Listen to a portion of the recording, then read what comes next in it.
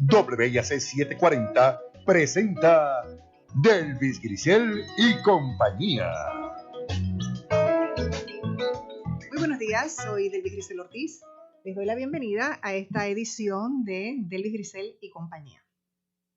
En un hermoso prólogo al recién publicado libro de Silverio Pérez, Viajes, Palabras y Balas, el historiador y escritor Mario Cancel Sepúlveda, a quien le mando un fuerte abrazo, se cita a sí mismo. Dice: el escritor es un intérprete, un esquivo ser que teoriza. Ante el fin de los sueños, inventa una frágil estructura en la que habita. Esa fragilidad es todo lo que posee. Y luego añade que Silverio narra sin coacciones de ningún tipo, con la intención de decir: aquí estoy, soy un intérprete, un esquivo ser que teoriza. Y concluye mi querido Mario Cancel diciendo: pensar, inventar, escribir siguen siendo una afirmación eficaz de humanidad. Entonces, wow. En uno de sus cuentos, me refiero ahora a los de Silverio en este nuevo libro, encuentras como una parte, como lo que es una parte en una obra teatral, y dice: cuando los escritores encuentran su cueva, ese espacio íntimo donde las palabras fluyen mientras las horas vuelan y hasta el hambre se olvida, se está a punto de parir un texto. Y sigue: pareciera que en la vida siempre estamos buscando las palabras precisas, las que expliquen de veras, las que comuniquen la idea exacta que tenemos en la cabeza. A veces nos faltan palabras y otras tantas, por ser tan precisas y usarlas tanto, se agotan, se desgastan. Ya no dicen tanto como decían. Entonces salgo de Silverio y vuelvo a Mario, que dice, digo que quiero repetir, porque como esto que acabo de decir de Silverio, quiero reafirmar qué es lo que dice Mario. Pensar, inventar, escribir siguen siendo una afirmación eficaz de humanidad. Así se cuela y queda al descubierto ese proceso creativo que culmina con la entrega de Silverio de Viajes, Palabras y Balas. Y pues yo no me podía quedar sola con la alegría de haber leído ese libro y bueno, pues esto tengo que compartirlo, y entonces que venga al programa y me cuente todo ese proceso creativo y que me hable incluso hasta de los dolores de parto, que haber habido algunos, porque siempre hay dolores de parto cuando se escribe. Mira, y ahí están los viajes, las palabras y las balas. Muestra el bebé ahí. Del que estamos hablando y del que me encanta conversar con alguien como tú, porque siempre en esa conversación surgen cosas que yo no sabía. Ajá. Surgen preguntas que me hacen pensar en ese proceso creativo y entonces descubro cosas que no las había pensado. Uh-huh. Claro, eso se da solamente cuando alguien como tú, pues eres la interlocutora, no ocurre usualmente en las entrevistas que a diario uno pues hace por ahí. Uh-huh. Pero estoy contento de estar aquí. Gracias a tu invitación estoy en WIAC, que es como si fuera una de mis casas. Seguro, y fue nuestra casa, compartimos esta casa en un momento dado, en un proyecto muy feliz. Que mira quién te saluda por allí, don Alan. Ave María, don Alan. Qué alegría, alegría saludarle. De verdad que sí. Le estaba diciendo a Delvis que esta es mi casa y que fíjate si hay recuerdos tan pegados aquí, que yo recuerdo estar en la otra estación, en Sistema 102. 102. Uh-huh. Un 11 de septiembre. Imagínate.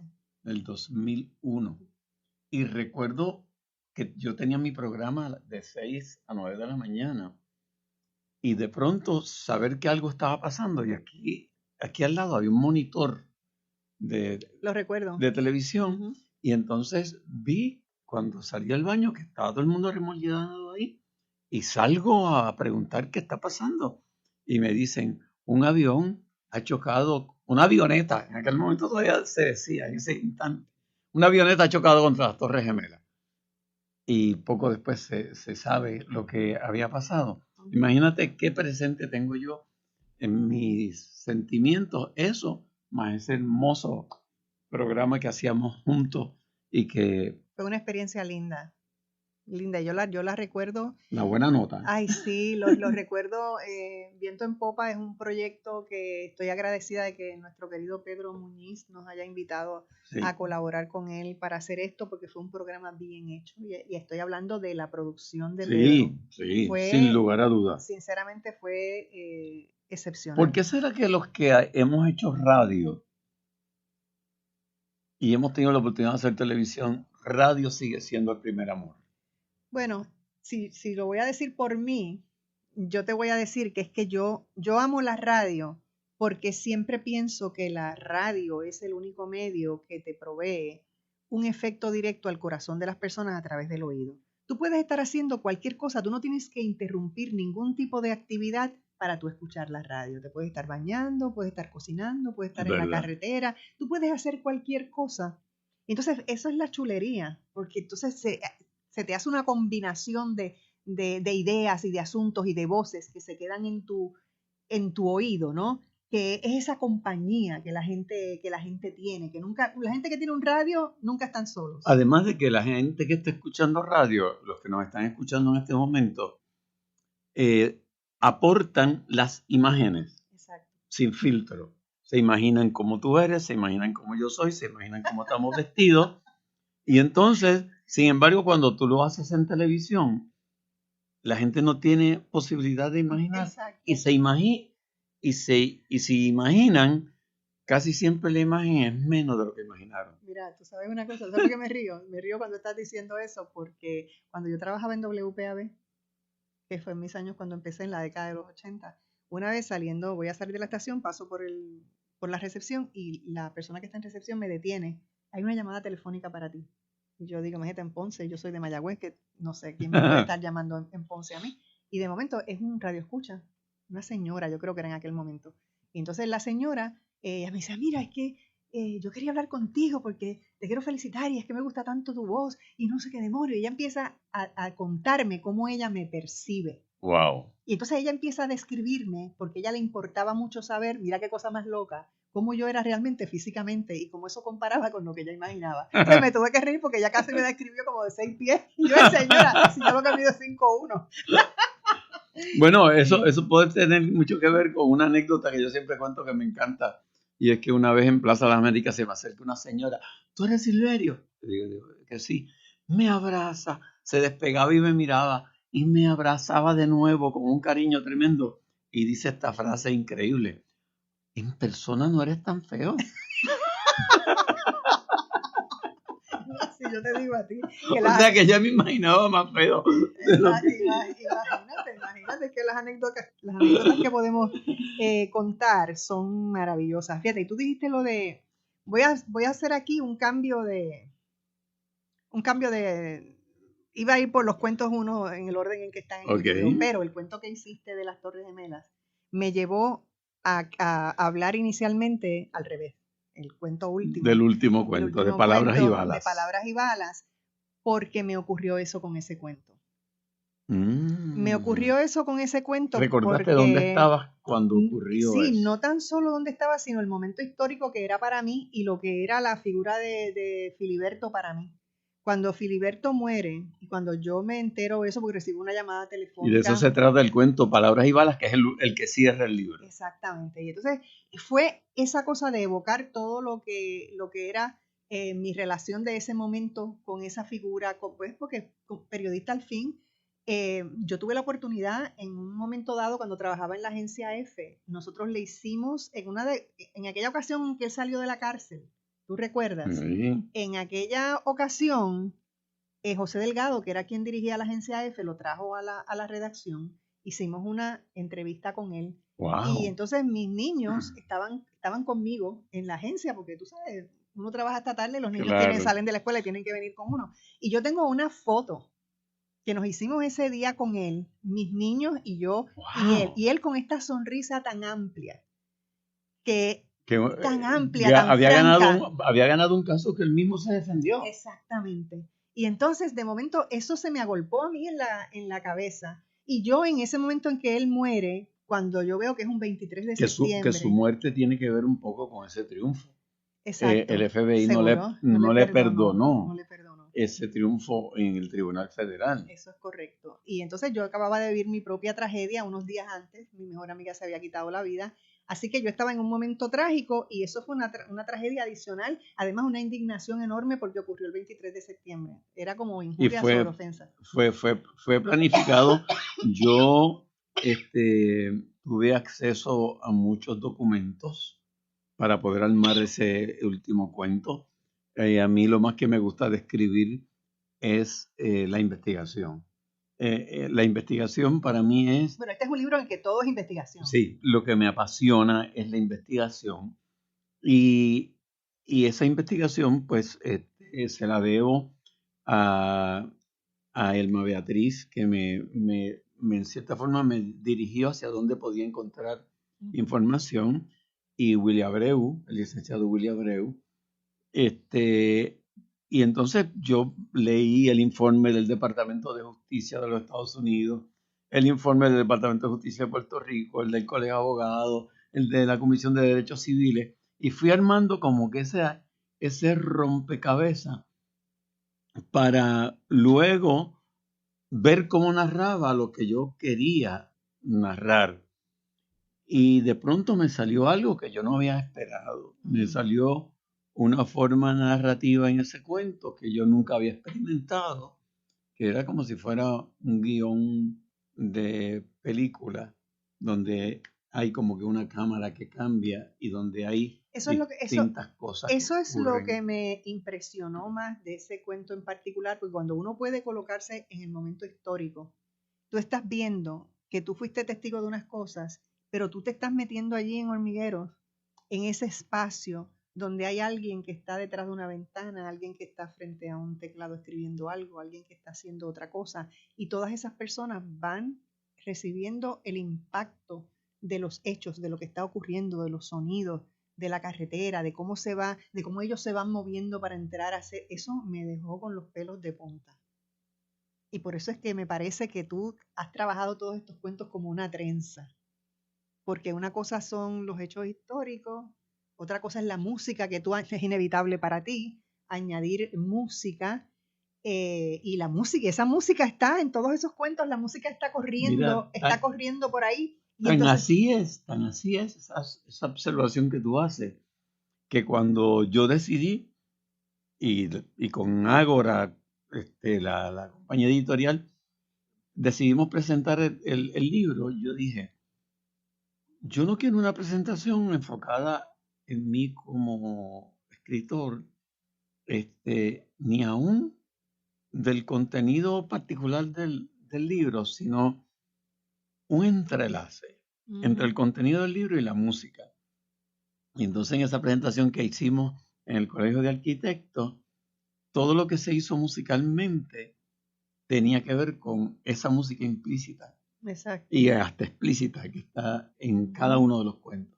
Sí, y es que nosotros tenemos una riqueza tan grande cultural, que cómo iba a ser de otra manera con una persona como tú, con la vida que has tenido y el espacio que has llenado en Puerto Rico, en toda el área cultural, ¿no? Tengo que hacer una pausa, Silverio, inevitablemente, pero regresamos de inmediato para seguir conversando sobre viajes, palabras y balas. No se vaya nadie.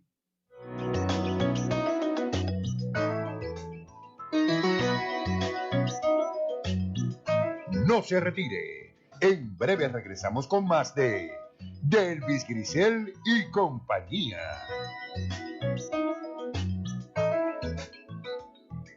A los 16 morí en un accidente de auto. A los 54 me convertí en abuelo. A los 31 fundé mi propio negocio. A los 43 le di la vuelta al mundo. A los 29 fui padre por primera vez.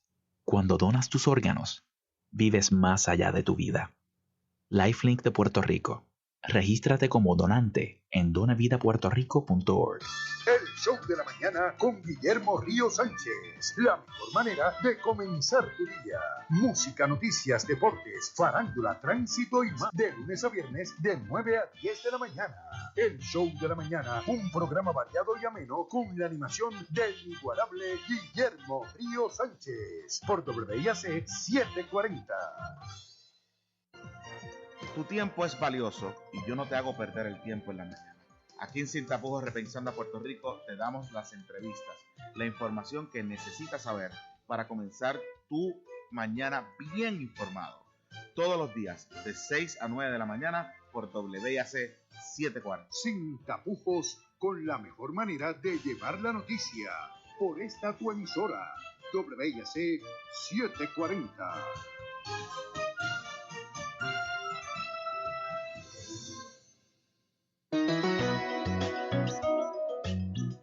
Y ahora regresamos con más de Delvis Grisel y compañía. Estamos de regreso en Delvis Grisel y compañía y disfruto hoy un mar de la compañía de mi querido amigo Silverio Pérez y estamos conversando inicialmente de su nuevo libro, Viajes, Palabras y Balas. Se los recomiendo muchísimo, es una belleza, es un libro inteligente. Le estaba diciendo a Silverio antes de entrar al programa que el prólogo de Mario Cancel Sepúlveda es una maravilla de introducción a lo que uno con lo que uno se va a enfrentar. Me parece que es una belleza. Mario es uno de los grandes intelectuales de nuestro país, una persona sabia en la poesía, en la historia, y es el provocador del primer cuento. Ajá, exacto.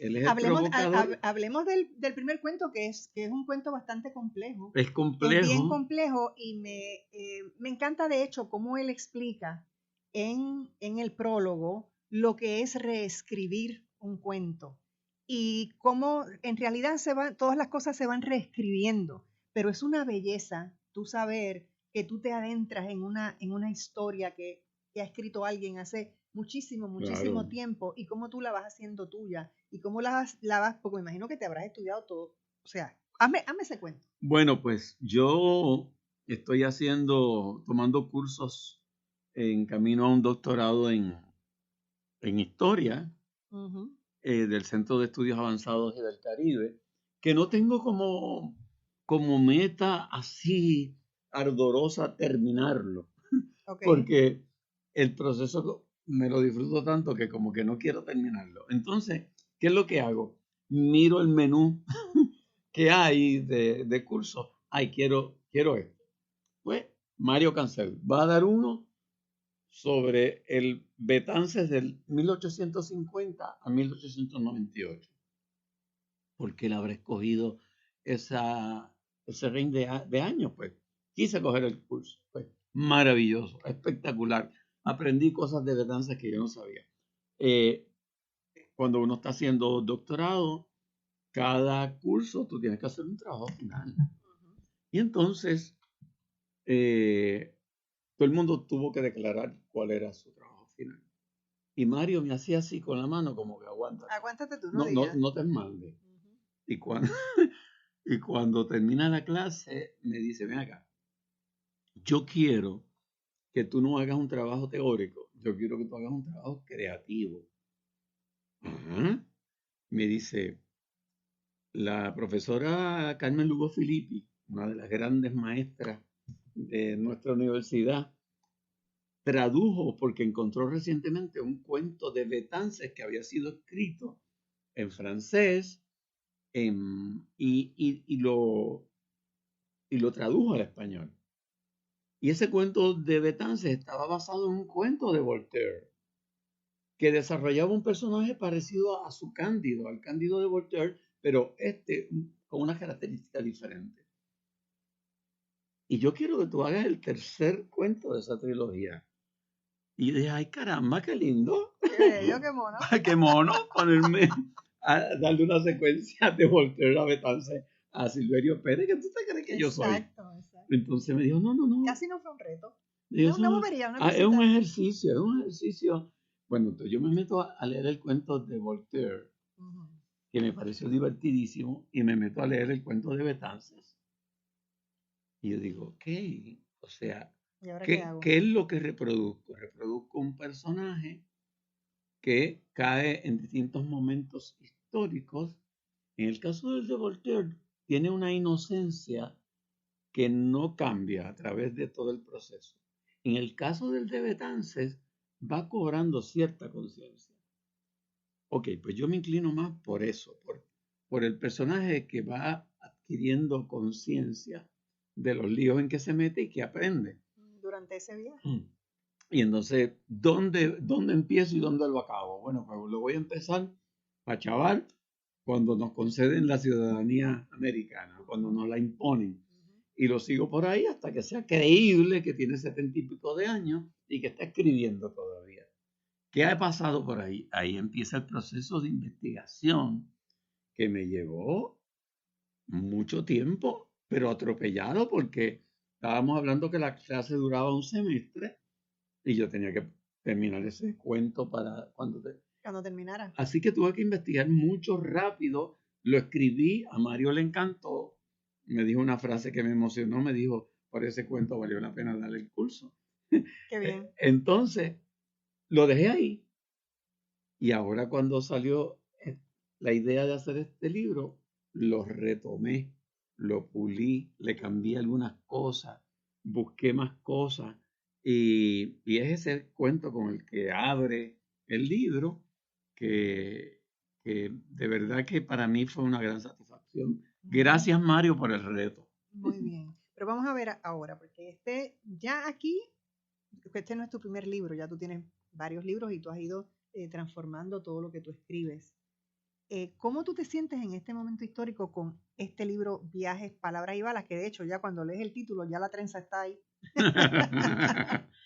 Pues yo me siento que he dado ¿Qué es este momento? Que he dado un pasito más en ese oficio que es el que ahora desde el 2000 me centra, me llena. No tomen a mal esto que voy a decir, pero a mí me llenaba la música. Me apasionaba estar en un escenario. He experimentado en estos días ese recuerdo de esa pasión con Haciendo Punto. Que de hecho los voy a tener el próximo domingo en las bohemias que estoy haciendo los domingos por la noche. Haciendo Punto va a estar en esa bohemia.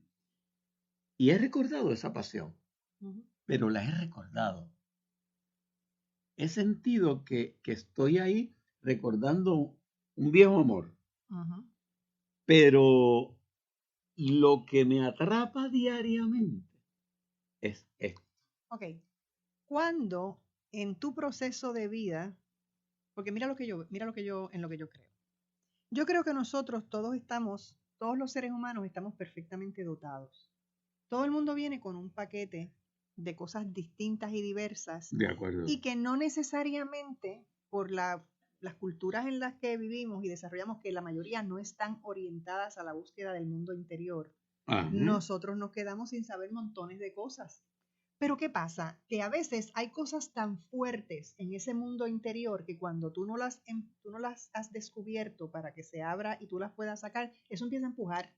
Eso empieza a empujar y todo lo que te rodea en tu universo, porque el universo y tú son una misma cosa, empieza a darte señales para que tú descubras, para que tú entiendas que eso está dentro de ti, que es importante, que tienes esa capacidad. ¿En qué momento cuál fue el momento en este proceso en el que tú te descubriste a ti mismo como escritor en esa pasión? Que tú dices, ay, espérate, pero si yo hice esto y todo está bien chévere. Yo he tenido la oportunidad, yo he sido un privilegiado, porque yo he hecho de todo en la vida, pero esto es el cherry on the top. Pues mira, eso fue un largo proceso, donde varias personas tuvieron una influencia muy grande. ¿Lo ves? Eso es como el universo en tu ambiente, claro. Te va poniendo esa 1980, te van empujando. 1983, me llama Celeste Benítez. Tan querida. Y me dice, quiero que escriba una columna para el periódico El Reportero. Yo, sí. Y yo me quedo como que pasmado y ella me dice, ¿qué pasa? ¿Que tú no crees que puedes escribirla?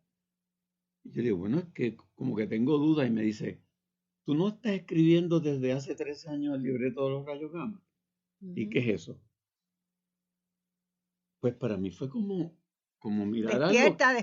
Despierta. Pues empiezo a escribir columnas en El Reportero, después en el periódico El Mundo, en El Imparcial, y finalmente aterrizo en El Nuevo Día en el año 2000 y llevo 21 años ahí escribiendo. Pero aún así, 1998 saco mi primer libro de motivación. No, eso es una transcripción de una charla. Tiene un éxito espantoso, y pues saco un segundo en el 2000, más motivación, con muchísimo éxito también. En el 2004, el periódico me dice, ¿por qué no sacas una recopilación de tus columnas del periódico? Pues sí. No, quien me lo propone es Carlos Roberto de Isla Negra. Y yo digo, pues sí. Me dice, coge las columnas y tráemelas. Se las llevo. Mi primer contacto con un mundo editorial. Era mi tercer libro, pero era la primera vez que yo me acercaba a ese mundo de los libros. Con otra perspectiva. Que me dieron. Él fue muy honesto. Esto es otra cosa. Ella va a ser tu editora y yo me voy a buscar a alguien que haga un prólogo. O sea, sin consultármelo ni nada. Yo me di cuenta que uno estaba en manos de una editorial. ¿A quién buscó para ese primer prólogo? A un profesor de Mayagüez que se llamaba Mario Cancel. Mira, para que tú veas. Místico. Mario Cancel fue el primero que prologó ese libro del 2004. ¿Que marcó la diferencia? No, y donde dijo unas cosas ahí, que yo dije, pero él está hablando de mí. Y comparó la trayectoria de la sátira y de todo a través de los tiempos. Y ahí bien, este hombre está viendo cosas en mí que yo como que no me lo creo. Yo no he visto esto. Y por ahí seguí poco a poco hasta que yo dije, espérate, ¿cuál es mi miedo? ¿Cuál era mi miedo? El que yo venía de la ingeniería de la ciencia, yo no venía de la literatura. El que yo me reconocía que yo no sabía nada de literatura, por lo menos los conocimientos que tenía no eran suficientes para yo considerarme escritor. Y entonces decido tomar un paso y me inscribo en la maestría en creación literaria del Sagrado Corazón en 2005. Y ahí empezó una transformación, a entender otras cosas, a leer de literatura. Y ya luego terminó la maestría y mi primer trabajo, mi tesis de maestría es una novela, que es Un espejo en la selva. Y ya de ahí adelante yo empecé y empezaste a sentirme de que no solamente... Diablo, yo soy un escritor. Sí, exacto. No solamente eso, sino que me gusta. Por eso, porque es que es un descubrimiento. Exactamente. Es un descubrimiento que tú has tenido contigo mismo, que tú no sabías que eso estaba ahí y de momento lo has visto, y es tan importante que todo lo que te rodea lo está haciendo más grande. Pues mira, acaba de verlo porque ya me cansé de estar mandándote mensajes y tú no lo recibes. Sí. Tengo que pausar, Silverio, pero regresamos de inmediato, no se vaya nadie.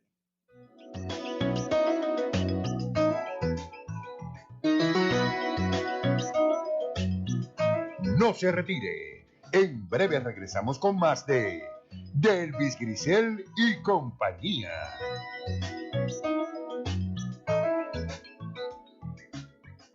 Si deseas ofrecer un excelente servicio de café, ya sea en tu oficina o negocio, el programa de Nescafé Solutions es tu mejor alternativa. Desde el típico café con leche, el exclusivo Fresh Vanilla o nuestro exquisito chocolate caliente. Nescafé Solutions, sabores que exaltan y llenan todos tus sentidos. Para información de nuestros sistemas y equipos especializados para tu negocio u oficina, llámanos al 787-731-4551 de Swear Corporation. Cuando el camino se pone duro, los duros se ponen en el camino. Periódico El Expreso va contigo en la ruta del éxito. Lleva tu anuncio a más familias cada semana. El Expreso es el periódico de mayor distribución en Bayamón y el norte, con 75,000 ejemplares auditados cada semana. Esto da poder a tu anuncio, más alcance, más potencia y confianza a tu negocio. Anúnciate en El Expreso, tu aliado semanal. Para anuncios, 787-794-2000. Alianza Solidaria, un programa distinto, diferente. Más de 60 organizaciones sin fines de lucro comprometidas con el arte del ser humano, de nuestras comunidades. Conozca de primera mano las iniciativas y proyectos que llevamos a cabo buscando siempre mejorar la calidad de vida de los nuestros. Participa e intégrate con nosotros. Alianza Solidaria, este y todos los jueves a las 5 de la tarde con su mantenedor Iván Sánchez por aquí, WIAC 740. Y ahora regresamos con más de Delvis Grisel y compañía. Estamos de regreso en Delvis Grisel y compañía. Necesitamos 2 horas. No, 2 horas no, tú eres bien generoso. Necesitamos 3 días para nosotros, porque nosotros siempre tenemos tantos temas de que hablar. Eso es así. Y entonces, mientras gracias a ese público que está ahí, gracias. Sí, muchas gracias por estar escuchando. Que no se me olvide decir que el martes que viene, a las 6 de la tarde, el próximo martes, creo que es 7, a las 6 de la tarde voy a presentar el libro en Bookmark de San Patricio y que este domingo a las 7 de la noche en La Bohemia tengo Haciendo Puntos. Eso me tiene bien emocionado. Chévere. Espérate, que este es mi libro y es capaz que te lo lleve. Déjame sacarlo del medio porque puedo tener pérdidas. Sígueme sacando trapitos, vamos. Exactamente, vamos con el resto de los trapitos. Bueno, estábamos hablando de el primer cuento que me gustó muchísimo también y que, como te dije, ahí es donde empecé a ver esa trenza con tanta fuerza. Yo dije, wow, que mucho tiene que haber estudiado Silverio para escribir ese cuento y para dejar... Era fascinante, por ejemplo. Tú sabes que esas paradas, me paré aquí, me fui allá. Va a la guerra civil. ¿Dónde lo quiero ubicar? En la guerra civil española. Deja ver si lo puedo conectar con un personaje que la gente no sabe que fue uno de los generales de la guerra civil española y era puertorriqueño. Y con don José Enamorado Cuesta, poeta puertorriqueño, de los primeros personajes así que yo recuerdo de mi pueblo de Guaynabo. Entonces yo buscaba toda esa fecha, iba haciendo como que, ¿te acuerdas aquellos dibujitos que salían en el Impasiel? Que uno unía los puntos y salía un dibujo. Eso. Es algo así como que dice aquí. Las ideologías también se entrecruzan en ese espacio que más bien parece un rompecabezas de calles bautizadas por alguien con un cáustico sentido del humor. Las de los independentistas Ramón Emeterio Betances y Segundo Ruiz Belvis fluyen paralelas como sus gestas. Así que entonces tú nos vas llevando en ese viaje de cosas que nos han marcado. Y se insinúan cosas así para que el que lea diga, caramba, voy a buscar más de Ruiz Belvis, Betances, vidas paralelas, qué sé yo. Eso fue interesante. Ese cuento, esa parte lo estás leyendo del segundo cuento que se llama Salón Boricua. Salón Boricua, que me gustó muchísimo. Que también es fue un reto de una profesora, Elena Lázaro, que cuando estoy haciendo la maestría coincidió con que me diagnosticaron cáncer, me tuve que operar, por lo tanto casi no pude ir a su clase. Y ella me dice, lo mismo que Mario Cancel, años después. Para que tú veas cómo son los guías. Me dice, ¿por qué no te haces algo creativo que entrelace las 3 novelas que hemos estudiado en este curso, que tú no has podido estar, de las 3 novelas? Cecilia Valdés, Enriquillo y La Charca. Y mira a ver qué se te ocurre que entrelace esas 3 novelas. Y de ahí sale Salón Boricua con el dato histórico siempre. Vidal Santiago, el barbero de don Pedro Albizu Campos, el que resistió la Guardia Nacional, que ellos creían que era un contingente de nacionalistas que estaba allí adentro y era él solo. Esa barbería. Una de las cosas que me gusta cuando escribo sobre datos históricos es ir al sitio, mirarlo. Fui a la casa de Filiberto donde lo mataron Y es una de las experiencias más sobrecogedoras que yo he vivido. Poder poner el dedo en los huecos que dejaron las balas en esa casa, a mí me sobrecogió. Imagínate a Emma Beatriz que me acompañó. Imagínate. Pues cuando voy a buscar la barbería, o donde había sido ubicada la barbería de Vidal Santiago, por alguna razón. Y ese mapa que tú haces, viré por aquí, entré por la calle tal, y esa mención de los Lo que pasa es que yo tuve que vivir eso, porque como soy del barrio Mamey de Guaynabo, Jíbaro, que no estoy acostumbrado a la urbanidad, yo ubicaba la barbería en Barrio Obrero. Y cuando voy a buscarla, veo que el mapa me tira por la Tapia para arriba y me lleva a Villa Palmera. Ah, espérate, si la barbería era en Villa Palmera. Pero entonces empiezo a anotar los nombres de las calles. Y empiezo a ver que esos nombres que nos hablan de nuestra historia musical, cultural, está la Tapia, imagínate, Alejandro Tapia, nuestro primer gran como que intelectual, ¿verdad? Betance, Ruiz Belvi, pero está Cortijo también, y está Ismael Rivera, y está los que compusieron danza, y aquí está Puerto Rico en calle. ¿Alguien lo hizo a propósito? Yo digo, ¿alguien lo hizo a propósito? ¿O esto ocurrió así? O fue ocurriendo de un día al otro. Ocurrió así. ¿Quién puede saber? Pero el resultado es fascinante, ¿no? Es fascinante. Porque cuando tú ves todo lo que recoge y tú tienes esa oportunidad de ilustrar en ese cuento una cantidad de historias, que a la gente que le interese la historia, si agarran ese cuento y empiezan a mirar todas estas cosas y siguen investigando, los datos van a enriquecerse de una manera extraordinaria. A mí me encantan las miradas, todo lo que ocurre en la barbería, todo lo que está pasando en las afueras de la barbería, todo lo que es la cosa del tiroteo, el recuerdo de todo eso. Es una película, es lo que tú decías ahorita sobre las imágenes. Y no hay cosa más maravillosa que tú tener un cuento que te lleva con tanta claridad a la imagen para que tú veas lo que está ocurriendo allí. Entonces hay muchas cosas, fíjate. Déjame decirle a la gente que vi por ahí que alguien preguntó, el libro ya está en todas las librerías, y si usted está fuera de Puerto Rico y no tiene acceso a una librería cercana, pues puede ir a mi página silverioperez.com, ahí está el libro, y a los amigos de Kissimmee y de Orlando, el municipio 79. Tremenda fanaticada que hay allí también. Lo voy a presentar el sábado en una panadería. ¿Por allá? ¿En Kissimmee? En Kissimmee, en la panadería Melao de Kissimmee. Y no solamente eso, sino que aparentemente va a haber un happening allí el sábado a las 2 de la tarde, porque la gente de la panadería me dijo, yo quisiera que vinieras con el libro y tráeme una cantidad de libros que te los vamos a comprar y los vamos a rifar entre los presentes. Qué cosa más bella, ¿verdad? Seguro. Ay, Dios ¿Yo mío. pausé o no pausé?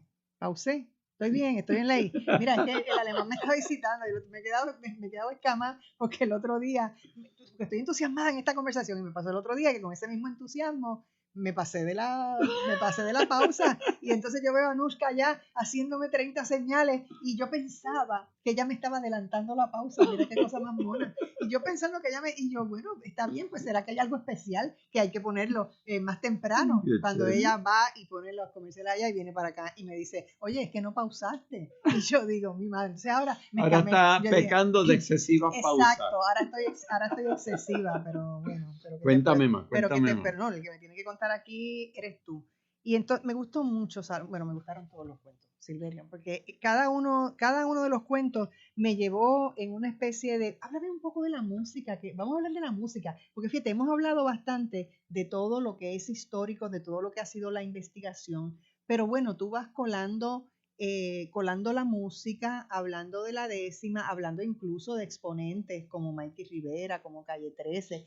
Háblame de la importancia de ese soundtrack. Exactamente, de ese soundtrack y de la importancia de entrelazarlo dentro de tus cuentos. Pues pienso que es porque es inevitable, pero bueno, tú me contarás. Sí, pero yo creo que inicialmente fue orgánico.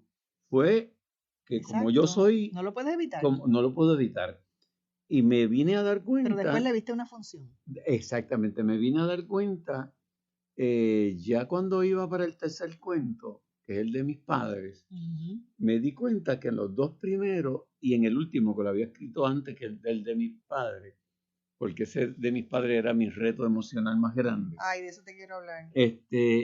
Me di cuenta que en esos dos cuentos previos, y ya yo estaba en el cuarto, habían constantes referencias musicales, que para mí no fue sorpresa porque era como natural. Y ok, esto tiene que responder entonces a un propósito. Y es ahí cuando en el cuento de Filiberto yo decido utilizar la canción de Calle 13 de La Bala como una especie de hilo conductor. Casi un himno. Exactamente, que lo hizo Dani Díaz en la presentación del libro, hizo esa canción y aquello fue para pelos. Ya luego me di cuenta que sí, que cuando volví atrás a los cuentos, que ese soundtrack de música era importante, que es las referencias constantes a lo que para mí ha sido mi vida. De hecho, para mí fue sorpresa, luego cuando vine atrás, darme cuenta que lo primero que yo pongo en el libro, en el de El Carpeteado, es una décima. Exacto. Lo primero que yo hago es una décima, porque es mi pasión. Bueno, vamos a hablar de Vísteme de Viaje. Vísteme de Viaje, claro, el momento histórico en que nosotros nos encontramos con nuestros viejos, cuando vemos los cambios importantes, cuando vemos etapas finales de la vida de las personas, eso tiene una connotación importante porque uno empieza a ver la vida desde otra perspectiva, ¿verdad, Sí. Silverio? Y entonces uno lo más que quiere en la vida es honrar y reconocer cada día más y cada minuto que tiene a los padres al lado, reconocer lo que han sido, el trabajo que han hecho, la dedicación que han tenido por uno. Y ojalá eso fuera el propósito de todo el mundo que tiene la bendición de tener sus padres vivos. Desgraciadamente no todo el mundo aprecia la bendición que es tu poder ir a darle un beso y un abrazo. Exacto. Ayer yo fui y mi mamá me recibe con una sonrisa tan hermosa y uno darle un beso en la frente y yo coger a mi papá y llevármelo al balcón y entretenerlo con preguntas y qué sé yo. Eso es una bendición tan grande. ¿Cómo es posible que hay gente que la desperdicia? Exacto. ¿Cómo es posible? Y que no reconocen lo que ha sido la trayectoria maravillosa de esas vidas que van culminando y que tú dices, wow, ¿tú sabes lo que es eso? Estoy cerca de la pausa, pero entonces quiero leer un fragmento aquí de este cuento que, mira, rapidito lo manejo el cuento, que dice, ¿por qué el recuerdo produce emociones más intensas que las que uno sintió cuando vivió lo que recuerda? La mente es tan misteriosa que a veces yo no sé si todavía estoy allá o si lo estoy recordando. Ahora mismo me parece que estoy viendo a Doña Tina cantando décimas con voz tenue y ojos cerrados. Tengo que pausar. Regresamos en breve. Ahí los dejo con eso. Uf.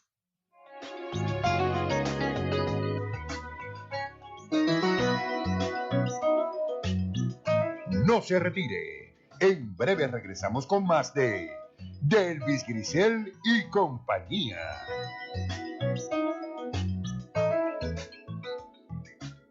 Sintoniza tu programa deportivo favorito, La Ley Deportiva, de lunes a viernes en horario de 10 a 11 de la mañana por WIAC 740 AM. Disfruta del más completo análisis, las entrevistas que quieres escuchar con Frankie Higginbotham y Jaime Rullán Meléndez. La Ley Deportiva por aquí, por WIAC 740 AM.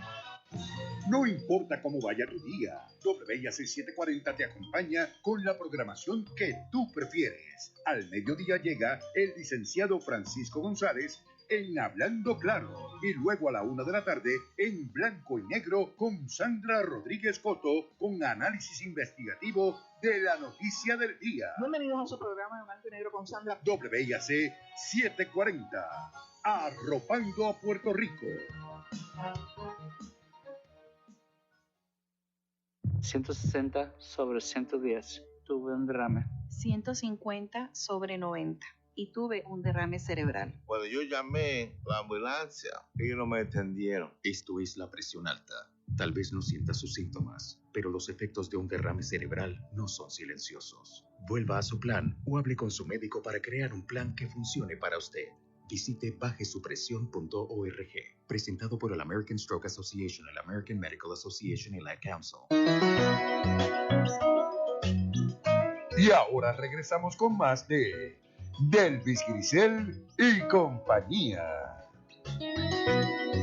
Estamos de regreso en Delvis Grisel. Quiero que hablemos de este cuento, el de tus padres. Y entonces quiero leer el final de este cuento porque me impresionó mucho. Este es el último parrafito de este cuento que dice así. Para mí, que murió de tristeza. Claro, la tristeza es algo natural, como las tormentas y los huracanes. Y de eso comencé hablando, ¿no? Que estaba triste, que sentía una cosa en la boca del estómago. Pues parece que era una tormenta de emociones a punto de ser huracán. Pero las tormentas pasan. Las tristezas también. Y aunque devastan, dejan todo limpiecito. Yo digo que tú hubieras dicho así, limpiecito, ¿verdad que sí? Y esa respuesta de una cuidadora, ese cuento está en voz de una cuidadora. Estaba inicialmente en voz del hijo de la pareja, pero cuando una de mis mentoras, que es Ana Teresa Toro, leyó el cuento, me dijo, suena demasiado a ti. Busca, sí, no, y era bueno que busca contarlo. Exacto. Distánciate un poco. Para que entonces haya la oportunidad de otra mirada. Claro. De alguien que incluso te observe a ti. Exactamente. En el proceso. Me dijo, distánciate un poco y que alguien más sea la voz. Y ahí es que surge la idea de que sea una de las cuidadoras. Y hago como que un personaje que combina dos de las cuidadoras que están siempre con mis padres. Y para mí ese fue el cuento más difícil de hacer. Cuéntame. Porque ahí no había mucha investigación que hacer, había muchos sentimientos que escarbar. Entonces, ¿cómo tú haces un cuento que está basado en tus papás, a los que amas tanto, pero donde por naturaleza del cuento ellos mueren? Entonces, yo tenía esa angustia hasta que alguien me dijo, tranquilo, tú tienes derecho a un duelo adelantado. El cuento es como un duelo adelantado. Y eso me tranquilizó un poco. Yo pienso que al escribirlo, yo en cierta forma resolví el cómo me voy a sentir en el momento en que ellos no estén. ¿Y cómo lo vas a enfrentar? Pero me pasó los otros días algo que quiero compartirlo contigo. Y es que en el cuento, pues está esta señora que le pide a la cuidadora que le consiga un traje, que se lo quiere poner, por eso se llama Vísteme de viaje, cuando venga una tía que fue la que la crió a buscarla. Entonces, pues chévere. Ella piensa que no, que eso es... Sí, pero cuando ocurre algo, cuando ella se pone el traje y esa tía aparece a buscarlo. Bueno. No, y sobre todo, o sea, que me gustó mucho cuando ella encuentra, porque ella no va muy creída de que eso va a ocurrir. Sí, ella lo descarta como los hijos lo descartaron. Exacto. Eso no existe, eso está en la mente de mami. Entonces está allí, donde ella dijo que estaba, ¿no? ¿Tú sabes que a mí me pasó eso con Hilda Navarra? Hilda Navarra, yo la voy a visitar a su... ¿En el hogar? A su hogar. Yo estuve 4 años visitándola todas las semanas. Y entonces un día... En ese hogar estuvo Horacio. Ah, sí, pues mira. Entonces me dice ella, busca en ese closet algo que quiero que te lleves de ahí. Y entonces me dice, ahí está tal cosa. Ella describe que era un cuadro de Frank Sinatra, porque ella era bien fanática de Frank Sinatra, y cuando ella cumplió 89 años, yo le hice una cosa con una supuesta dedicatoria de Frank Sinatra a ella. Entonces yo quiero que tú te lleves eso. Y entonces ella me está describiendo y yo pienso que ella está en otro mundo y que yo voy a abrir el closet y que ahí no hay nada de eso, ¿no? Y yo, ay, Hilda, pero qué cosa, no sé qué, no sé cuánto. Y ella me dice, no, es que está allí, ya ve que yo no encuentro nada, ¿no? No, es que está allí al lado. O sea, por eso entiendo también esa imagen. Claro. Y sí, estaba ahí lo que ella quería que yo me llevara. Entonces, continúa con este cuento. Pues cuando yo publico un libro, siempre voy y le llevo una copia a mi papá para que se quede en la casa. Y que mi hermano o los que quieran llegar, pues lo ven. Uh-huh. Y yo le llevo el libro con Jessica, a mi mamá, y le digo a Jessica, graba esta entrega que le voy a hacer a mami del libro, a mí y a papi. Voy al cuarto donde ella está encamada. Y le digo, mira mami, aquí te traigo este libro que acabo de publicar, y qué sé yo. Y yo veo que ella está absorta en su pensamiento, con una mirada parecida a lo que yo describo. A lo que tú describes, sí. Y de pronto me dice, yo me casé una sola vez. Y yo siempre aprovecho cuando ella da algún dato para pegarme ahí, para provocarle conversación. Uh-huh. Y le digo, sí, mami, ¿y qué tal fue esa boda? Y me dice, ay, yo tenía un traje blanco tan lindo. Cuando ella dijo eso, se te pararon los pelos. A mí se me empezaron a parar los pelos, porque de eso se trata el cuento. Uh-huh. Y yo nunca había hablado esto con ella. Y yo le digo, mami, ¿y cómo era ese traje?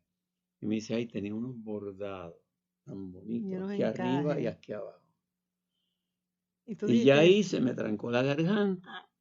Yo miro a Jessica, veo que las lágrimas le están bajando. Hay esa pausa y aquí viene el momento culminante.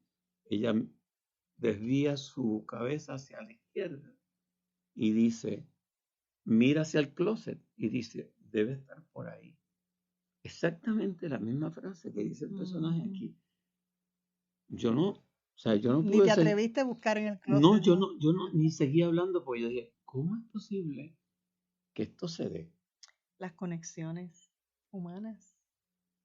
Para mí ha sido uno de los momentos místicos más dramáticos que yo he vivido, porque yo te juro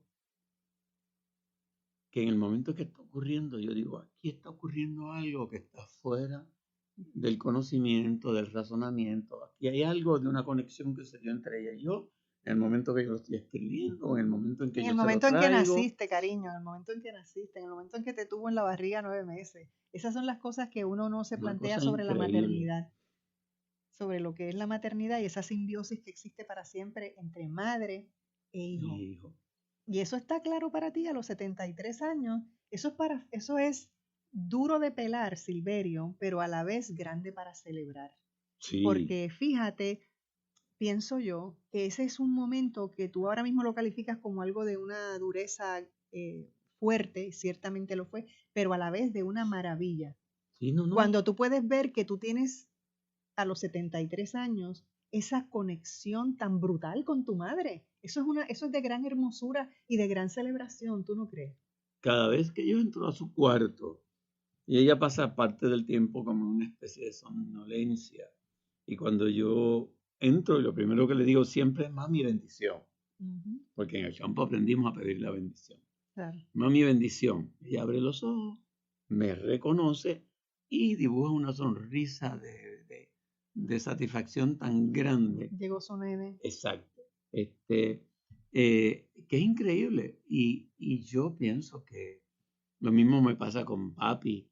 Papi está en su hamaca allí en el balcón, ve que llega el carro, se asoma a través de la reja, y cuando yo salgo y abro la puerta y salgo, papi, ¿cómo está? Junior, yo sigo siendo pero Junior. Claro, imagínate, ¿quién va a ser? yo sigo siendo Junior porque me llamo como él. Y aquí está esa persona que tú muy bien has descrito a mis 73 años,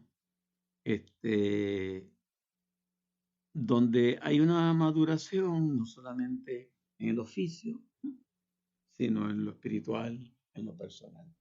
Y yo creo que cuando ambas cosas convergen, es que sale lo que sale.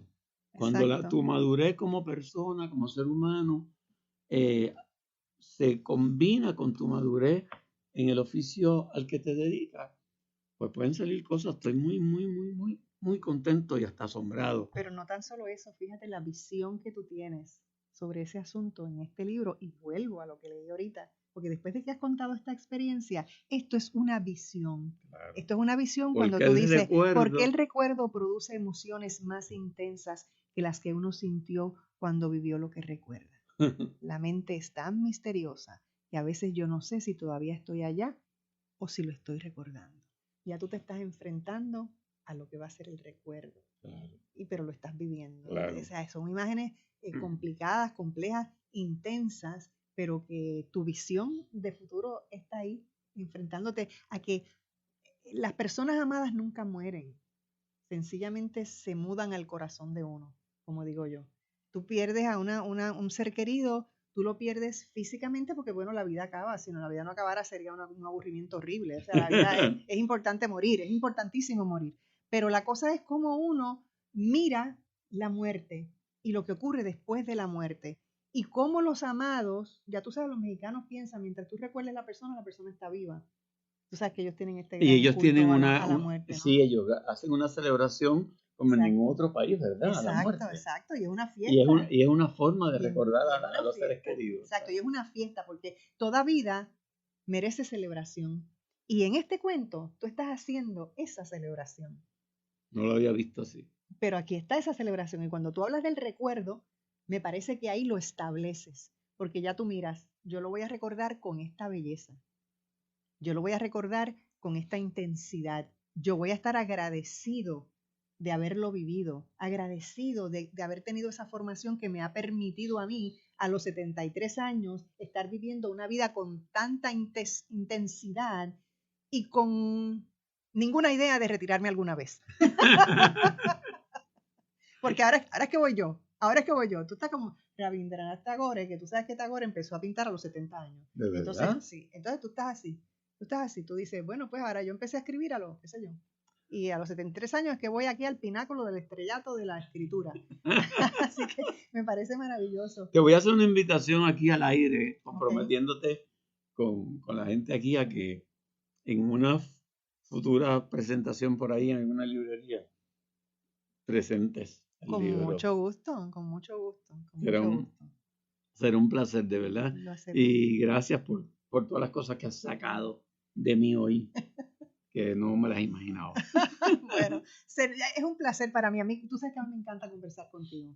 Y ese tiempo que estuvimos en Viento en Popa fue de verdad que fue Estábamos viento en popa, de verdad. Exactamente, fue un deleite conversar contigo. Así que amigos, Silverio, muchas gracias por haber estado conmigo hoy, que esta no sea la única vez, que vengas más a menudo el año que viene, claro, que sigas escribiendo, que me lleguen más novelas, que podamos seguir hablando de literatura y que, bueno, amigos, y a ustedes que nos están viendo por ahí por las redes sociales, pues muchas gracias por habernos acompañado.